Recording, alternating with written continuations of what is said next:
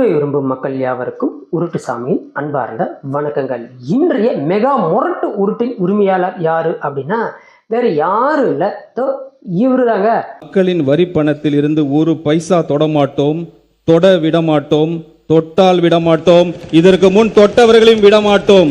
அதாவது தமிழக வெற்றி கழகம் தனது 2026 உண்டான பட்ஜெட்டை இன்னைக்கு தாக்கல் பண்ணியிருக்காங்க. இந்த பட்ஜெட்ல கிட்டத்தட்ட 75% இவங்க செஞ்சதெல்லாம் என்ன தெரியுமா? அதிமுக மற்றும் திமுக கொண்டு வந்த அதே திட்டங்களுக்கு புதிய பெயர் சூட்டி நிதி ஒதுக்கி தாவேக்கா தனக்குண்டான ஸ்டிக்கர் ஒற்றி மாற்றம் செஞ்ச ஒரு ஸ்டிக்கர் பட்ஜெட் தான் இதே தவிர, சுருக்கமாக சொல்லப்போனால் தாவேக்கா தேர்தல் பிரச்சாரத்தில் எண்ணிலடங்கா நிறைய வாக்குறுதிகள் கொடுத்தாங்க.